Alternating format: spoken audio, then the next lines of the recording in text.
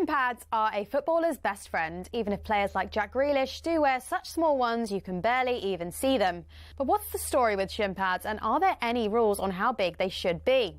It all started with cricket, actually. Cricketers had been wearing shin pads since the 1700s. They'd been introduced not for leg protection, but instead to give batters a strategic advantage. The idea was that batters could put their leg pads in front of the wicket if they missed the ball, preventing them from being bowled out. Obviously, that all changed when the LBW rule came in, but that was the theory behind them. It was thanks to this guy that shin protection made its way over to football. Meet Samuel Widdowson. He was a cricketer and a footballer. He played for Nottingham Forest back in the late 1800s, and he wanted a way to protect his legs from nasty tackles. Apparently, he'd broken his leg in a match against Sheffield United in 1874 and wanted to stop it from happening again. Naturally, his mind drifted to his other favourite sport, where players had been wearing these pads. Story goes, Widdowson cut up his cricket pads, sewed them into his socks and popped them on before taking to the footy pitch. Ta-da! Shin pads. Like all great genius inventors, everyone took the mickey at first. To be fair, he probably looked quite stupid running around with these on.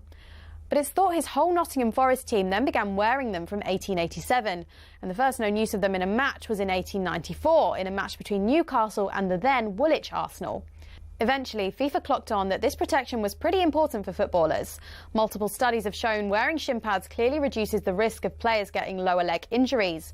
And so, in 1990, basically 100 years after Widdowson first put them on, shin pads were made compulsory.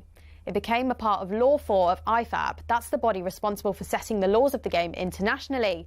But the law doesn't actually specify anything about measurements of shin pads. It just says pads must be made of a suitable material and be of an appropriate size to provide reasonable protection. It's really vague, and players can get away with a lot. A lot of grassroots clubs are choosing to ban micro shin pads for obvious reasons, though, especially after a 15-year-old player from Penistone Church broke his leg while wearing them. Still no change from IFAB, though. That's why Grealish and co can still get away with these ones, which are no bigger than a credit card and which seem to offer little to no protection whatsoever.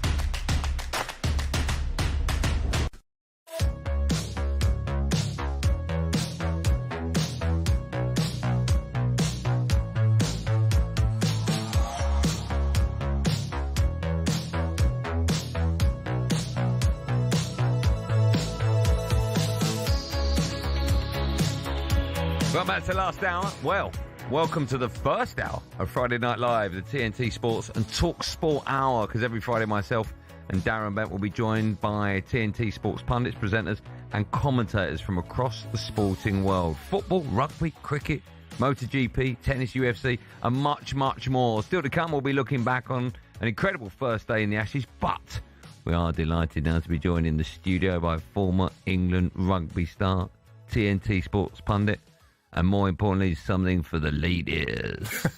Our mate, Ugo Monye. Good evening. How are you? Guys? How's it going? We are great. You look fantastic. How are you? Yeah, really good. Really, really good. It's been like a mad month of rugby. It's been wicked. We've been all over the place. Are you going straight into sports chat, you?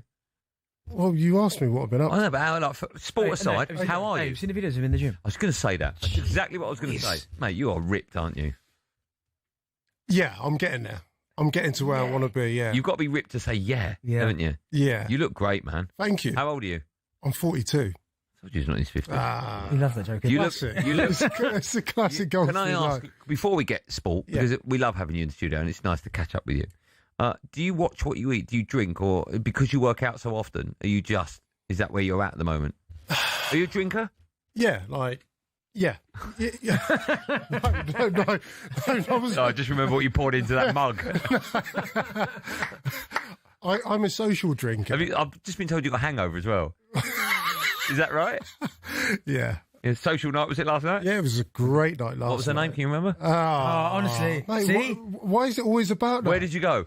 So we had an event, it was a Legends Ball event last night. It was actually amazing. Amazing. Sir Gareth Southgate was there, Sir Geoff Hurst. We had about 80 different legends from literally around the world. So that was class, and you just get carried away because there's very few occasions you get to chat to Olympian, a Winter Olympian, a footballer, a former footballer, a world champion, whoever it might be. You're sat in a room with Sir Geoff Hurst, Roger Black. I do find on nights like that, when your adrenaline is pumping through your vein, the alcohol has no effect until the night's over, and then it hits you. So I was working, so I was hosting it, and then you get to the end, and everyone's had a few for a little while, and then you just want to just catch up, fit in. Okay, but you look great. It's great to have you in the studio. Tell me about your week. You've been a busy boy then. Yeah, I have had a busy. Oh no. When I say busy, I mean you've been busy, right? What you been up to, Ugo? You been seeing? Where you been going? I've had a great week. Okay. Yeah, I've had a great week. What have you been doing? Tell me, why has it been great? Oh no, because it's just I've done some really cool things this week. It's been fantastic. But you're wanting a line I'm not going to get. No. If you've done cool things, I'd like to know. Yes. So Wednesday was International Men's Day. So we're at number 10 with Sir Keir Starmer, the Health Secretary, as they've got a new pledge towards men. We know the number one killer for men under 50 is suicide, so we went there to try and do some bits. The day before, we had an amazing event. I do some work with a charity called Early Childhood, the Royal Foundation. So it was actually the first time we've seen Her Royal Highness at a public event, bringing business leaders together who invest in our future and in young people. So it's cool when you get to do stuff. I love coming into the studio. I love talking about sport, but when you also get to do the kind of more meaningful stuff, it's really... Do you know what? He mixes in some high circles, by the way. What now? Oh, gee. No, it's all off the back of this. About his Thank you, talkSPORT. About his week. I mean, today I spoke about the royal family. Can I ask? Keir Starmer. Do you know what I mean? When you go to 10 Downing, I've never been. Yeah. Have we not? Yes. Hi, anyone in this room who hasn't been? No. That sucks for you. Yeah, it does, yeah. Well, when I got my MBE, I had to go to the Palace. But when you go there, are you sort of guarded from wandering off upstairs, and is it all roped off? Mate, it's mad. So you go in, you have to give your phone in. Anything that's got Bluetooth, so I have to take my whoop off and the rest of it. So you hand that in. Yeah. But because it was an open event, they gave me a burner phone, like a number 10 burner phone, because they wanted me to capture some content, all the rest of it. So they gave me that. So I had carte blanche just to go around and film all the rest of it. What would stop you filming something and then sending it to your mate straight away? Do you know what? I didn't want. Do you know what I mean? Because if they just go to this, okay. Do you know what I mean? They've opened themselves up to give me that. So there's a wicked. So as you walk up the stairs, it's got photographs and pictures of all the former prime ministers. Yeah. That's iconic. So to be able to capture stuff like that, they then vet all of it and send you what they're happy for you to And you can walk anywhere you want. Within reason. Probably can't just stroll into his gaff. Do you know what I mean? So you got the toilet in there? Yeah. To the bedroom? Nick anything? Do you know, I was so disappointed with toilet paper. Just normal toilet roll? Not even normal. Do you know, Wasn't the tracing paper you get at school, was it? Bro, might as well have been sandpaper. Oh, man, what's going on here, man? You serious? No wonder he's got high-pitched voice. It was a bit budget. Really? Yeah, I know we're cutting costs and everything, but there's some things just like... I would try desperately to nick something from that toilet. Nothing you can nick? Towel? Nah. Nothing with the 10 Downing Street logo? You're arrested, man. What are you trying to... It's just that they expect people to nick something from the toilet, don't they? I don't know. Of all the places in Downing Street, I think the least protected place would be the bogs. That's what I'm saying. Oh, right. So that's where they're most vulnerable. Yeah, I would have taken the flusher or something. Did you go to the bedroom? Bedrooms? Why would you go to the bedrooms? No, I'm not moving like that. We know Ugo Monye by name. Mr. Monye, I've heard you on talkSPORT. Would you like to visit the bedrooms? Your reputation presents itself. Right, shall we? Where should we go? We're going to talk football a bit later on with you. Lovely. We know you're an Arsenal fan, of course. Big weekend. Big North London derby. But we're going to start with is it the Quilter Nation Series? Yes. Right? England, they face Argentina. What a game that is. It's going to be live on TNT Sports on Sunday at 4:10. Now, England came from behind to beat New Zealand last weekend. I didn't watch that, but I was in the car. But when I heard the result come through, I thought, that is massive. How big a win was that? It's huge. England now having won 10 games in a row, and they've all been really significant. Whenever you play against the All Blacks, it feels different, doesn't it? Like, not all wins are the same because there's a different emotion to it. You could feel it at the Allianz Stadium. The crowd was electric, the level of performance, which commands when you play against a team like the All Blacks, and they were in the top 3 of the world rankings. England now third in the world. They were fantastic, and I think it's not been one of those results whereby it's just a one-off. Everyone has seen it building, but sometimes in sport you need a result like that, a top-tier result like that, to validate and future, well, just to underline exactly where we are because of the prestige, because of the heritage, because it is the All Blacks. The ripple effects of it, like you said, you heard it in the car, and you're probably like, we beat the All Blacks. Yeah, it really was. That type of feeling, I think, has galvanised everyone, given a greater sense of confidence. And this team, I mean, they're a proper team. One of the favourites for the Six Nations next year. Are they probably one of the most informed teams in the world? I think, was it 10 tests in a row now, is it? England definitely are. Yeah. England will be up there with South Africa and France. For me, but the space which we're in and where we've come, the sense of growth over the last year has been phenomenal. This time last year, we lost a load of games that we should have won, and now we're just... Is that 10 wins out of 10, right? 10 wins out of 10. Has that ever happened before? It must have done. It has. I think the record's 18. Okay. Wow. Which is, like, phenomenal. Can you see why, when you look at this squad, this group of players, yes. Can you see why we're doing so well? Is it obvious? Yeah, so in the summer we had a British and Irish Lions tour. That happens once every 4 years. The best from England, Ireland, Scotland, Wales, they go to Australia. England had 13 players on that tour, and we went and toured Argentina. Argentina at the time were the 5th best team in the world. So imagine going to the 5th best team in the world, put it into football talk, 5th best team in the world without 13 of your frontline players. We went there and beat them 2-0. So in terms of the trajectory, I think the summer, a result like Sunday or Saturday against the All Blacks doesn't happen without what happened in the summer. Okay. Because it's not just the quality that we've got, but it's the depth of talent, the densely congested period of talent that we have within English rugby now is absolutely phenomenal. And it's not just about, I know football's adopting some like rugby language. We're not looking at them as substitutes, we're looking at them as finishers.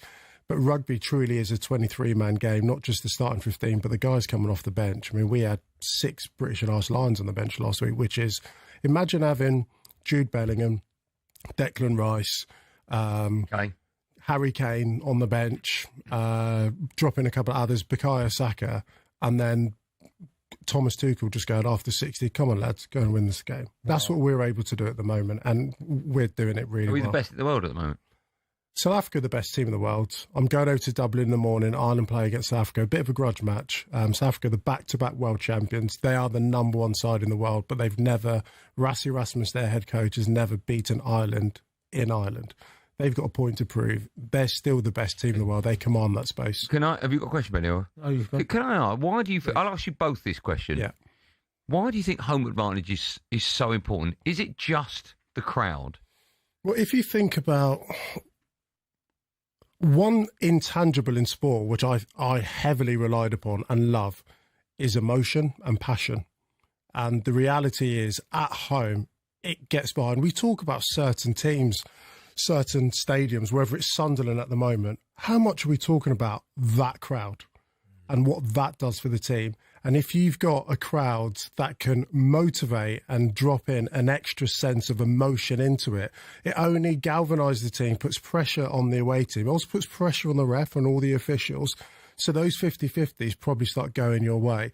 And if sport is fueled by emotion and all of that emotion you're getting is positive emotion, you hope that it can work in your advantage. Same for you? Little bit, yeah. I think for me, it's just familiar surroundings in terms of most of the time routine, knowing what you're doing, kind of your routine in terms of what you eat, where you'll go before the game, where you sit in the change room. All the familiarities for me made me feel more comfortable rather than you're travelling away from home. You're in not your own bed, you're in a hotel bed. The food might not be great. Do you know what I mean? Although I did it for such a long time, I never enjoyed night games away from home. Because it was that, the long periods throughout the day where you're sitting there. I was never a sleeper either. So, you're in the hotel room all day, then you go for a walk, you're a little bit lethargic. I didn't really like it. But I almost preferred, I love playing at home, But the feeling of playing away, there's no greater galvanising force when you know you're in the middle of the pitch, just you and 14 other people, knowing that everyone here wants you to lose. Like at home, you expect to be cheered. But for me, the emotion of being booed, like if you're being cheered away from home, it's because you're rubbish. If you're being booed, it's because you're a problem. The two noises you want to hear is silence. By the home team when you're away, okay. Yeah. Silence or booing. That, for me, is the metric for success. So when you're stood in the middle of the pitch and they're booing you, it's only because you're a problem. I love it. Yeah. Okay, good answer. We got you for the hour, right? Yeah. You got time to... Is your tea okay? Yeah, it's lovely. Yeah. Lukewarm. Okay. There's not too much of a head on it, is there? Frothy. Go and pour yourself another one. Rugby's back, and TNT Sports is the home of Prem Rugby, Premiership, Women's Rugby, plus all of the action from the Quilter Nation Series, where this autumn the home nations take on the likes of the All Blacks, Australia, and world champions South Africa.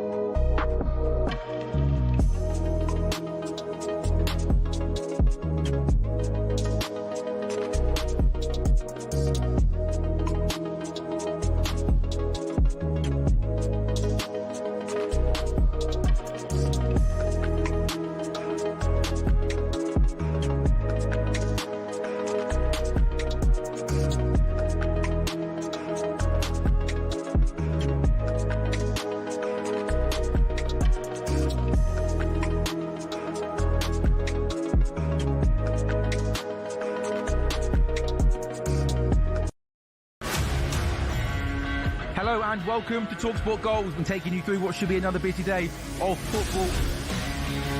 Chance to win it! We don't need to do that, guys. I'm going to owe you an apology.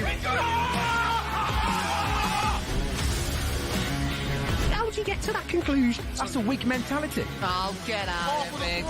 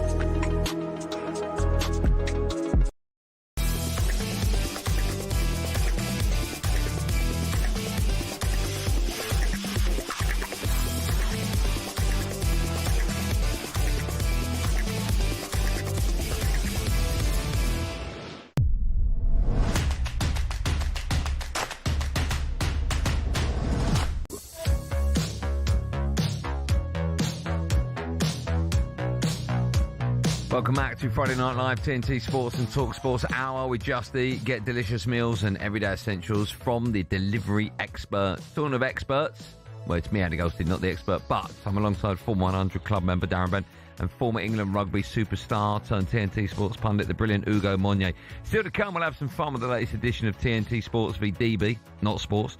Now, though, it was an incredible opening day for the first test of the Ashes. It was live on TNT Sports. England batted first, were bowled out for 172 and looked doomed. But that was, of course, before they got the ball in their hands, and they took 9 wickets to limit the Aussies to just 123 for 9. Quite a remarkable first day. Let's get more on this as we speak to former England wicketkeeper, TNT Sports pundit, the brilliant Matt Pryor joins us. Hello, Matt. Good evening to you. How are you guys? How are we doing? I'm good. I'm very well. Thanks so much for coming on. Mike, let me ask you this. When you knew you were coming on our show today and you saw England bat first and we were bowled out for 172, what were you, I can see you now, what were you thinking about the conversation was going to be like tonight? Because it's the complete opposite of where we're going, right? I went to bed last night and put something out on socials saying, I've got a really good feeling about this tour, got a really good feeling about England. Oh, wow. Up and saw they'd been bowled out. I was thinking, oh no, here we go again. Because the big problem is playing over in Australia. I mean, any overseas tour, but particularly Australia. When you get behind, it is very, very hard to near impossible to come back. Right, 1-0 down first test. It's almost series over. So yeah, it was looking not great, but what a turnaround. I mean, you've got to give credit to Mitchell Starc. 7 wickets, I think he took. I mean, how good of a performance was that from him? Yeah, amazing performance from him. Obviously, very, very experienced bowler, very good bowler, quick as well. And that surface would suit him. Pace bounce, it looked very green. Bit of a surprise that England batted first, actually. But that's a whole nother conversation. But yeah. And also with Cummins and Josh Hazlewood out of the Australian attack, it was really a day for him to step up and show his quality, and he certainly did that. Cricket's a wild sport. I think it's so unique. I stayed up last night to watch it, but I think it's one of the only sports where you can't make a conclusion on how someone is doing until the opposition has had a go. Because I went to bed thinking, why did I bother staying up? Honestly, why did I bother staying up? Turn up this morning, I'm like, that's not a bad result. I guess my question is, are you surprised at the scores that we're getting? Was it meant to be a batter's pitch? Because it's obviously pretty much suited the bowlers, hasn't it? Yeah, it has. I mean, the thing about it in Perth is the pace and bounce is so different to anything you get in England. So English batsmen tend to struggle. And I imagine that's one of the reasons why the Australian board are playing, have changed from the traditional Gabba first test to play in Perth. And as I say, when we woke up this morning, it looked like it was a bit of a masterstroke for them. But yeah, both sides have to bat on it. And you always, there's a well-known saying in cricket, you don't judge a pitch until both sides have batted. But England's bowling lineup as well, there's a lot spoken about the Australians, as I say, Cummins, Hazlewood, okay, they're injured at the moment, but to start coming in. But, Archer and Wood bowling, averaging sort of 150 at one stage is rapid. That's tough for anyone. And the Aussies with their usual bravado and everything else, you've got to walk out there and face it, right, at some point. And look, I was very pleased to be sat however many thousand miles away, not having to face it. To comment now. But for England, look, when they'd been bowled out as well, there would have been some interesting conversations because every player in that dressing room would have known they're right behind it. And I think I've sort of said previously, one of the reasons why I feel this England team have a chance is because of the leadership, because of McCullum and because of Stokes, because of their mentality. You need a certain mentality to go to Australia and win, and it has to be positive. You have to almost look adversity in the face, stare it down and be able to laugh at it. And that was sort of the mentality. You could see the England team back out. It was like, we're not dead yet. We're going to come in, we're going to bowl these utter rockets, and we're going to give you guys a real tough time. And that's what they did. So, game on. Matt, you sort of alluded to the fact that when you saw how poor England were in the first innings, you thought that was the end of the whole series. We're going to lose maybe 5-0. Now that we might win the first, I know there's still a long way to go, but if we were to win the first test, do you still think we'd lose 4-1 then? It's in the bag. If we 1-0, done. It's over. No, the importance of the first test, I just cannot sort of underestimate, or no one can underestimate. And of course, the series is not won if England win the first test, but it is a massive, massive hit and dent to the Australians, because getting that first blow in is mega. I think if England go 1-0 up, there's still a hell of a lot of work to do for them to win the series. But if you go 1-0 down, it's almost like that is serious. It's so hard to come back. So your first test match, and certainly the team that I played in 2010 and 11 that were able to get a win over there, our big thing was just let's not leave the first test 1-0 down. Even if it's a draw, that's okay. That's almost like a win for us. So, look, it's not going to be a draw. Both sides batted nearly on day one. We're certainly not a draw.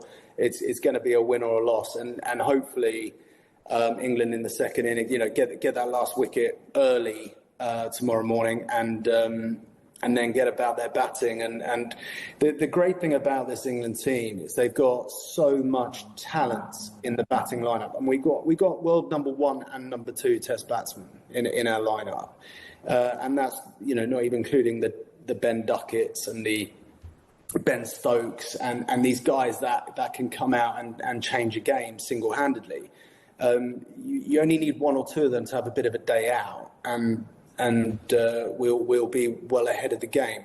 Look, I'm super positive about it. Always going to be, and hopefully England can have it. Hopefully, when we wake up tomorrow morning, mind you, I might have to stay up actually and watch tonight. Hopefully, when we wake up tomorrow morning, it's England a long way ahead. Yeah, let me remind everyone, of course, day 2 begins on TNT Sports tomorrow in the early hours. Matt, thanks so much for coming on. Enjoy it, and we'll speak to you when it's 5-0 to England, right? Absolutely, I'll be there. Okay. Don't worry about that. So will we. Always a pleasure. Thanks, pal. Cheers, buddy. Are you set you will for that one, Ugo? Yeah, I'll be up. You'll be doing that? They're doing a great job. Ali Eakin on comms, Becky Eyes presenting. Loving it. Great commentary. Right, still to come, we'll be bringing the latest edition of DBV TNT Bracket Sports, but first it's time for No Googling Part 3. And since his Premier League debut for Chelsea, Cole Palmer has registered 57 goal involvements. Only Mohamed Salah and Haaland have more. We want to know who's the next highest English player on that list. Know it. I don't think you do. Surname begins with what? You do know it. Cheated. And also that and loads more coming up in the last 30 minutes of the last drive time show of the week. We'll see you after this.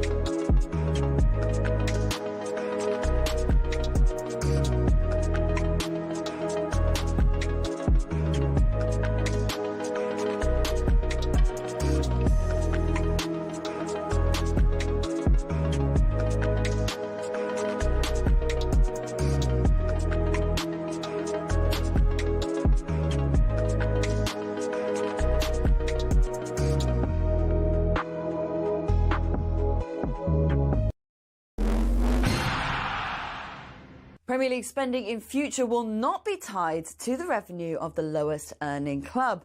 Clubs have voted against so-called anchoring. So out will go PSR, in will come RSC from next season. talkSPORT's chief football correspondent Alex Crook explains briefly what the new rules will look like. You can only spend 85% of your annual football revenue on things like player wages and transfer fees. Clubs will have a multi-year allowance of 30% they can use to spend in excess of the 85%. Meanwhile, as club football returns from the international break, it's all eyes on one key return in the Midlands. Rob Edwards is back at Wolves after jumping ship from Middlesbrough. He says he just couldn't turn down the opportunity. This was something that I've wanted to do for a long time. And I didn't know if this job would ever come up again for me. The opportunity might never, ever come up for me to be able to be the head coach of this club. Cole Palmer will miss another 3 games for Chelsea after stubbing his toe. That includes tomorrow's lunchtime talkSPORT exclusive at Burnley. And somehow, the first Ashes test remains in England's hands. After being skittled for 172 in Perth, Ben Stokes took 5 wickets to put the Aussies at 123 for 9 at stumps on day 1. Head to the talkSPORT Cricket YouTube channel for today's Following On.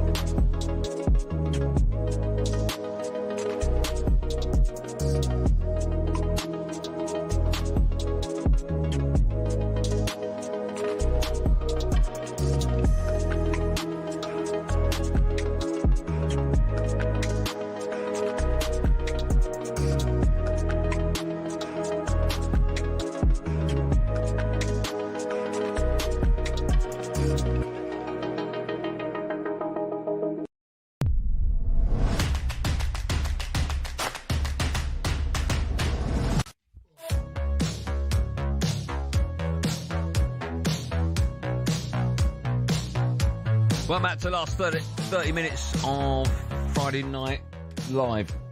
We have friends at TNT Sports, me and Goldstein. I've got legends alongside me, Ugo Monye and Darren Bent. If you two had a fight, who wins? Him. Have you ever had a fight? I'm not a fighter. I know you're a lover. Ah. Have you ever had a fight with boxing gloves in a ring? Not with boxing gloves, no. Oh. Who did you have a little wrestle with? Aspinall. Oh, Aspinall, yeah. So you see that? No way, I ain't. Oh, yeah, I saw that. Yeah. Oh, you did well, by the way. You stood your ground for long enough. Yeah. Took him down, did you? No. Yeah, I took him down. No, legit, I did. You no, did? No, I flipped him on his back. He took you down. No, I flipped on his back, and then he shorted me. But like I said, if he wanted to take my life, it was his. Yeah, like that. Yeah. Before the break, ask the question, who's the next highest English player on the list of other things that Can I mentioned? guess? Well, I mean, if you want to act and pretend you don't know after Betty told you can. Who do you think it could be? Is it Ollie Watkins? Wow. How many goal involvements? Get this right. Is it 47? He told you that as well? No. He's... No, It's you're 55. Right, follow us at 7. Ollie Klink, host Thank Football. It's Friday. He's got the wonderful Rory Jennings alongside him. But now let's turn our attention to the Women's FA Cup, because the second round gets underway tonight with Wolves taking on Stoke at 7:30. It's live on TNT Sports 1.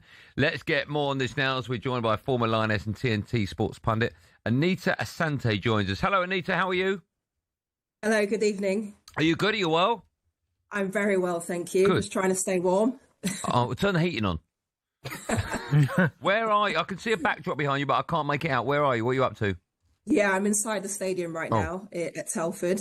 Okay. Yeah, just getting ready ahead of the kick-off. Well, listen, let's talk about that one because it's going to be the first second-round match to be broadcast live in the competition's history. A huge moment, a great thing for the women's game, isn't it? Oh, massive. I think it's incredible for both clubs. It's the first time they've been tied against each other. And I remember the days when I played in the FA Cup and that was the only game that was ever televised. So I think it's huge to shine a light on the clubs, but also on English football across, throughout the tiers and across the country. I've always wondered, so in the women's game and certainly the FA Cup, is it a little bit similar to the men's game? We always talk about the magic of the FA Cup. Is it similar? Can anyone beat anyone, or is there real levels in terms of the women's game? Yeah, absolutely. I think that's the whole point. It is an opportunity for teams to go on those cup runs and cause upsets. And we've seen some of them in the past. And I think it's an opportunity tonight for one of these teams to try and progress into the next round and maybe meet one of the bigger clubs in the WSL as they go on. But definitely, I think you see the spirit of the cup when the players arrived here at the stadium. They were taking it all in, looking at the cameras, standing by the podium, doing little TikTok dances and things like that. So I think it really, captivates the whole team and the club and all the supporters behind them. Anita, you mentioned the spirit of the FA Cup, and for the first time TNT Sports is showcasing every single round of it. How has that been taken in by the supporters, by the fans, and by some of the lesser clubs that maybe are not given that televised opportunity once before? Yeah, it's really special. And I think for these clubs, especially in Tier 3 and even lower, that, it gives them the added incentive and motivation to want to be part of this competition and want to be showcased on television as well. And a number of the players have already spoken about their friends and families tuning in across the country, just for this game, to watch them play and to get behind them. So I think it's about making sure as many people have the opportunity to actually watch their teams play as well in these competitions. Let's talk about Wolves. They're just a point off top in the National League Northern Premier Division, while Stoke are down to 8th. Are the home side strong favourites tonight, Anita? I think they would fancy themselves as strong favourites, having beaten Stoke, twice this season. But again, as we know, in these one-off FA Cup ties, it's an opportunity for a team to just leave it all out on the pitch and forget what's gone on in the season and try and make something of it in terms of the cup, because the ambitions for Wolves is to try and get promoted. But for Stoke, this could be the silverware they bring home this season. We spoke about the exposure that it's getting in the FA Cup, and I think it's fantastic for the women's game. Who should we look out for? For anyone who obviously is not familiar with watching Wolves or Stoke tonight's game, who should we be looking out for? Yeah, I think Amber Hughes is a huge player for Wolves in particular. She scored a number of goals for the club. I haven't seen actually the squad list at the moment, so I'm not sure if she's in the lineup and available. But she's definitely one to watch out for. Moffat as well, really a leader, a defender in Wolves as well. But yeah, I think they've got a number of youngsters as well for Stoke City that in the front line that I think could cause a lot of problems for Wolves if they're not astute to the task. Anita, you made a comment just a little while ago, and it made me just reflect on it. Like Benty, for Anita, myself, we've been fortunate to have our careers covered by television cameras in front of big stadiums. But for so many of the players who are playing across the FA Cup, this will be the first time their mums, their dads, their brothers, sisters, whoever it is, that they get to showcase their talent and have something which they could be so proud about. I think that's such an important core element of it, and I'm sure that brings an even greater sparkle to your broadcasting and that level of responsibility that you have as well. Absolutely. For me, it's an absolute privilege to be able to be here and to be part of this moment that is, a historic moment for their club as well, to be showcased on live broadcast television to millions of people across the country. I mean, it doesn't get more special than that. And I'm sure they'll want to have many more moments just like this one. Listen, thanks for joining us on what is obviously an historic night. Who do you think will win? What will the score be? Who goes through, Anita? put me on the spot there. I think if I'm going off of Wolves' consistent season, I'd probably put my money on Wolves. I'm going to go for 2-1 Wolves, but I think it'll be a really tight contest. Yeah, okay. In case you're asked that question in the future, just say you think football will be the winner. Okay. Sorry to put you on the spot. Listen, keep up the great work. Have a great evening as well. Thanks so much for coming on, Anita. Yeah, thank you. You're welcome. Good work. Well, what a great moment that is for the women's game. So cool. Fantastic. Just funny though as well. You tried to phrase he's safe in that bracket. You know when you spoke about I didn't like that. Me, you, and Anita playing in front of big crowds. No. You can see your career on the telly. He tried to point at himself. Nah, of course. You don't see that year or so, Graham. Sorry, right. I'm Paul. Disgusting you are, Paul. But she said millions of viewers. Oh, fine. Okay. We got millions tonight. Oh, of course. All right. And in fact, while we're joined, well, it's funny you should say that because we are joined by a massive Arsenal fan, Ugo Monye, in the studio. And with a big game of football around the corner, it's only right that we get your thoughts on Tinder. No, sorry, on the North London derby. All right? We'll do that afterwards. How is Tinder, by the way? Is it all right? Are you worried about swiping right? No, you worried about this game. You worried about this game on Sunday because every Arsenal fan I speak to is so confident. It's a little bit embarrassing. I'd have loved the game before the international break. Okay, that's interesting. Because since then we've lost Gabriel, who's our set piece king. Like he is massive for us. He's absolutely huge. I mean, we've got strength and depth, but there still are pivotal players in certain positions that you just want. You look at the spine of the team, you want Gabriel there, you want Raya to be fit, you want Declan Rice to be fit, you want Bukayo Saka to be fit. Now we've taken out one of those cogs. Mosquera will come in and do his thing. He's not as adept of set piece, and that's proven just by the evidence. Don't you think that's strange? That I mean, he is a big loss. Yes. But you rely so heavily on set pieces. Yeah. Is that a worry or not? I mean, it's very rare. I can't remember another football team that go into a game with a centre-half missing, and the reason you're worried about him not being on the pitch isn't for his defensive duties, is because what he's like attacking for you when you have a set piece. What I'm so excited about, and there's been so much conversation about the set piece, we have had a heavy reliance over it this season so far. But what happens when we get into gear with our front five? Then it's over. Yeah. Do you know what I mean? Like when so arrogant, horrible. No, but it's just the reality of the situation. When Odegaard's back, when Madueke's back, does Odegaard start when he's back? Serious question. Yeah, probably. Yeah, I think so. Who'd you take out? Eze goes on the left. Take Martinelli out. No, Martinelli's not been playing. Trossard comes out. Don't argue with me. Argue with me. No, you're right. Trossard's a madman. Yeah, like his goal contributions and big moments is elite. Okay. Absolutely elite. So I was more confident before, but I'm still confident going into it. Like we had a blip, and actually, to be honest, I was glad we conceded against Sunderland because the pressure going into the North London derby. You weren't glad. And you didn't cheer. No, genuine, because I'd much prefer. You weren't glad. I was. Please tell me we conceded. Amazing. No, because the context is we keep another clean sheet. We go into North London derby wanting to win, and all the conversation is if Tottenham score, they'll have a bank holiday. It's like, oh no, we just don't need that external pressure. Take the pressure off. How much pressure could be added to the game Man City played before they're away at Newcastle? Relevant. Stay in your lane when you're in this. How arrogant you are. No, but like the same way City have stayed in their lane. They've kept but it does add pressure. It does add pressure. I don't think a point when you go into that North London derby. So we come off the back of their game. I don't think anyone's got the telly on in the dressing room going, oh, what's City doing? Like, what do you mean come off the back of it? Well, they play before. Oh, no, they're Saturday R5. They're Saturday R5. Yeah. Won't matter. Won't matter because you can only control your destiny because of your actions. You've got no ability to be able to affect what Man City do unless you play them. So Man City go and win, and then all we've got to do is just go and win. And if we do win, we go back top. Hope you lose. I know you do, but mate, but this is it with the arrogance. Man United fans. The arrogance because they got to stay in their lane and just worry about what they're doing. I'm speaking on my man's looking for a haircut. Yeah. You know what I mean? And you lot are shorted him all the time. Who's your man? The geezer who's like 750 years without a haircut because you lot can't get five in a row. Trust me. I don't think even Goldstein's golden place could have that down. Have you set him up? Oh, yeah, it's massive. Yeah, but he needs it then, doesn't he? No, now. Is your product not that good? Do you know what? Do you know what I mean? That's a challenge. I'll tell you what, it would hold his hair down, but you leave it in the pot. Remember, TNT Sports is the only place to watch every big competition with over 700 matches broadcast live, including UEFA Champions, Europa Conference League, the Premier League, and the Men and Women's FA Cup. And don't forget, of course, TNT Sports is the only place you can watch Burnley v Chelsea. It's tomorrow at 12:30 as the Premier League returns with talkSPORT, the only place you can hear it. When we come back, we'll have some fun with DB the TNT brackets sports.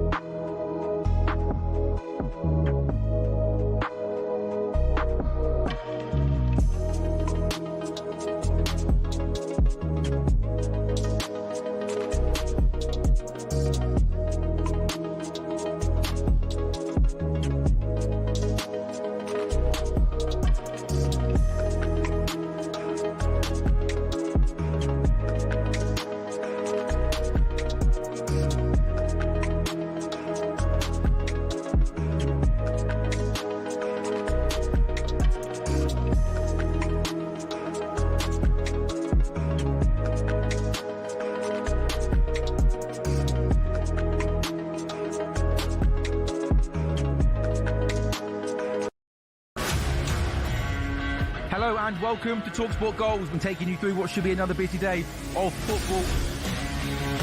Chance to win it!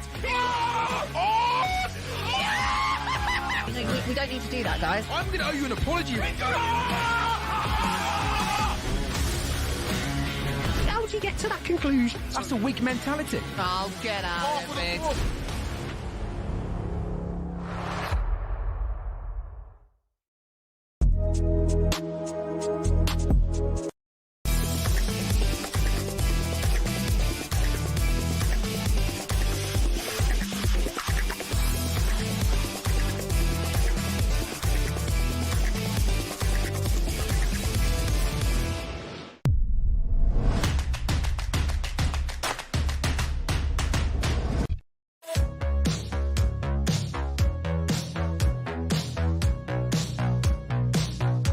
Back to Friday Night Live, TNT Sports and talkSPORT's hour with Just East. Got yourself a stunning delivery straight to your door. It's me, Andy Goldstein, former 100 Club member, the sneaker freak Darren Bent, and the superstar former England rugby star turned TNT Sports pundit turn our mate, Ugo Monye. Following us at 7, Ollie Klink hosts Thank Probably It's Friday. Tonight he's got Roy Jennings alongside him. Meanwhile, over on talkSPORT 2, you can hear live commentary of Preston against Blackburn in the Championship. Mark Wilson has team news for that one and can join us now. Mark, good evening to you. Good evening, boys. Huge Lancashire derby in prospect here. Preston unbeaten in 4-0 win will put them in the top 2 tonight. They make 3 changes from last time out. Armstrong, Lewis and Frockyard drop out as Dobbin, Devine and Small come in. For Blackburn, they've won 3 of the last 4. They've not lost here at Deepdale in 6 years. They also make 3 changes. Henriksen, Deneve and Gardner Hickman drop out. George Pratt makes his debut. Sondra Tronstadt and Christy Montgomery come in. Former Wolves keeper Matt Murray alongside us. We're underway from 7 all the build-up. Live at Deepdale, live and exclusive on talkSPORT 2 as Preston take on Blackburn. It's time. It is tight and tense. We're flying and our fists are punching. DB versus TNT. What drama on talkSPORT, just when you think you've seen it all. Good night. Don't go to bed yet, because this is our brand new feature, DBV TNT Sports, where each week on Friday Night Live, Premier League 100 Club member Darren Bent has been pitting himself against our special studio guest from TNT Sports. This week we are, of course, joined by the legend that is Ugo Monye. Now, every Friday they'll be predicting some of the biggest games from the weekend. If they correctly predict the result, they'll be given a point. If they get the score bang on, they earn a massive 3 points. We'll be tallying up the scores throughout the season with TNT's expert pundits working together to hopefully tonk Darren Bent, but not looking good for them. Last time out, Bentley took on former Wales rugby star Dan Biggar. There was no correct scores, but both of them did manage to pick the total of 3 points. What's the matter? Keep reading. You want me to keep reading? Okay. I would do if you wouldn't have just listened to me. Bentley even managed to pick up a point for being closest in his prediction for Scotland against New Zealand in the rugby. Well, what? How does that work? Taking all sports. Oh, that's embarrassing, that is. For them. That's what I mean. Yeah, true. Facts. Current score at the moment is DB. I want you to win now, DB. Come on, man. Team drive. DB 30, TNT Sports 25. Fine. Ugo and Bentley, you're going to have 30 seconds, give or take. I mean, as long as you want.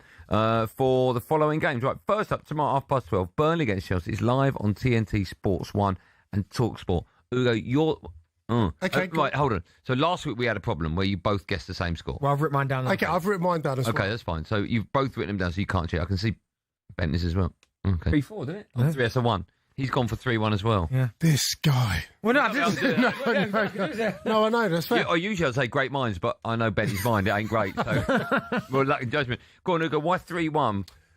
Chelsea, I find it hard to believe they'll keep a clean sheet, but they'll open up. They've got threats everywhere, haven't they? And they're in a real good spot. And at the moment, knowing that City are coming back into it, we'll expect Liverpool to, at some point, get themselves together. They cannot allow to drop points. Okay. I mean, Bentley, you've gone for the same score, same reasons. Yeah, I just think Chelsea are in a good spot right now, beating Wolves last time out. I've got players in attacking areas that can cause problems, so yeah, I think 3-1. Okay. Bentley, you can start the next one now. You're both Arsenal fans. The North London derby is Sunday at 4:30. 3-0 Arsenal. Oh, okay. Ugo, what have you got? 3-1. Okay, you think Spurs will score? Who will score that goal for Tottenham? I have not a clue. Okay. But I just... Van de Ven, probably. Yeah, from 75 yards again. I just feel like we will concede. We actually need to get over the whole notion of Arsenal just being impregnable at the back. So yeah, 3-1. I almost wrote 4-1. Oh, wow. Okay, you think it'll be an onslaught, do you? Yeah, yes. Okay, Benty? You just asked me at the start. I know, but elaborate. You just I think Arsenal, again, are the better side. They're at home. Will react after the Sunderland, which I think might turn out to be a good point. Was that a draw when it's Sunderland? Yeah, 2-2, yeah. So maybe the manner in which they conceded the second is a little bit disappointing, but they'll bounce back. Can I ask both of you that if Man City win and you draw, is it anybody's again? Or are you still favourite? No, City's. It's City's, is it? Mm. Okay, at the moment, is it yours? Yeah, only because we're currently in first. Mm. Okay. Last one, Monday, the mighty Man United against Everton. It's live on talkSPORT. 5-0 Everton. 5-0 yet Everton? No, 2-1 United. 2-1 United, home win. Benny? 2-0 United. Ooh, okay, that's interesting. Ugo, I'll stay with you. Why? Once again, defensive frailties, but you have to win. You're unbeaten in your last 5, is that right? Yeah, you've actually drawn the last 2, Forest and Spurs. That's right, yeah, but I don't know. I know you've never been a massive Ruben fan. I'm just not convinced yet. That might change, but and that's fair. I'm still not convinced. You can only go on the evidence, and at the moment there's not been enough evidence to say that it's working. That's right. But I feel like the last month or so, hang on, how was he manager of the month? I know, that was a bit strange. One result, the Liverpool game. Yeah. That was wild. Just deal with it. All right, we're coming. Benny, what did you say, 2-0? I went 2-0 at Man United. Okay, you don't think they concede? No, I don't. All right. Here's my concern, right? Because we were on air before the game, but here's my concern. We are weak down our right side, and they've got Jack Grealish on their left. So I think that will be a problem for us if he doesn't change. Jack's been brilliant, but he's not. His numbers in terms of goals. I know, but defensively, if Ahmed's back defending, he's a wing back. He's not a defender, and I think that could be a weakness for us. I also think there's certain players that love certain games. Big stadiums against big teams. Grealish is like, I like this stage. This is a bit of me. Yeah. Well, we like you being in our studio. I love being here. We're blessed. We're honoured that you're our mate now and you come in as often as you do. It'll be more. You've just got to come to the rugby. We'll sort it out. We're coming. I'll keep messaging. I'd love to. Yeah, we'll do it. We'll go have a lovely, lovely weekend. Enjoy New York. Lots of swiping right. We're not going for another week. Oh, right. We're here next week, then we go next Sunday. We'll probably see you next Friday. Yeah. Oh, yeah, we'll see you next Friday. Either on Zoom or and then studio. can we all go New York? Yeah, we can all go New York. We'll leave some words out of a sentence, but we'll all go New York. Ben, it's top work as always. Thanks for tuning in. Have a nice weekend. We'll see you Monday at 4 from all the same. Be safe, everyone. Be safe.